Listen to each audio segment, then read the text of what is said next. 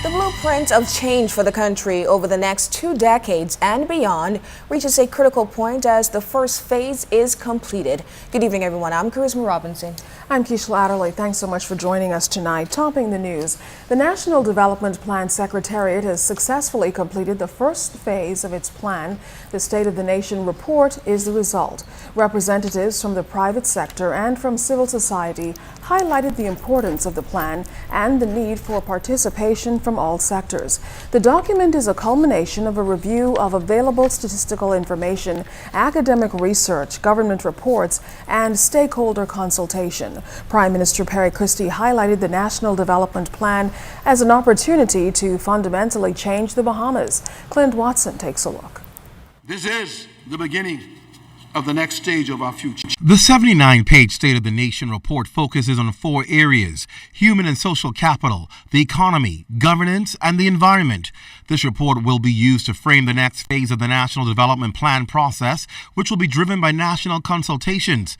In presenting the report, Chairman of the Steering Committee, Felix Stubbs, says the Bahamas has a demographic gift as 66% of the population is working aged 15 to 64. However, he warns that this gift can be lost as the population ages and if the country doesn't take advantage of the working opportunities and gifts of its people. The report notes that too many Bahamians are unhealthy, overweight, poor, uneducated, have lost their sense of values, live in decaying communities, and are part of a society that needs to be more inclusive. Under the pillar of governance, the report suggests without changes, our governance arrangements will not continue to support a modern Bahamas. The plan calls for more transparency in government, greater need for planning, right fitting of the public service capacity and skills management, and revision of local government. Crime was identified as the #1 issue facing Bahamians as it affects families, the economy, and society. Climate change is a core threat to the future of the country, and under the pillar of the environment, the Bahamas also ranks among the most water-scarce of small island developing states. Sea level rise, we already know, is a critical issue, as our very existence is now being threatened.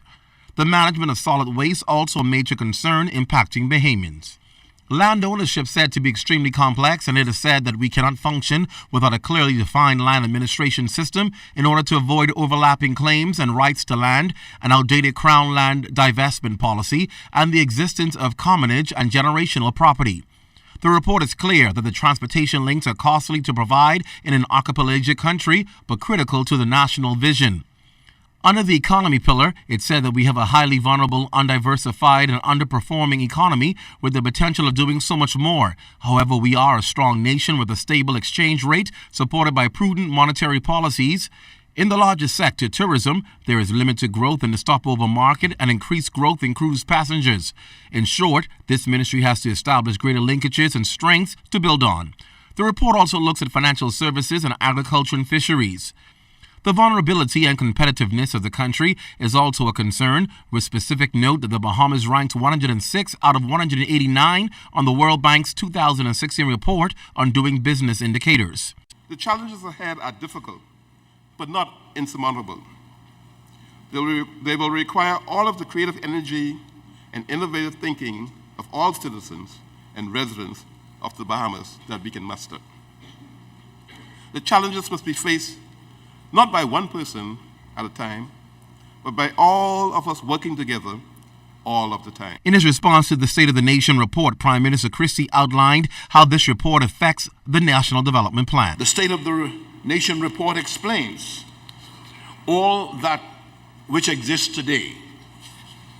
The National Development Plan will define that which should exist and will provide the details of how to move us to that state as a nation. This process is also about quantifying our strengths and identifying national and international opportunities which can give us a comparative and competitive advantage. The report, which is printed in hard copy, can also be found online at www.vision2040bahamas.org, as well as the College of the Bahamas' website at www.cob.edu.bs.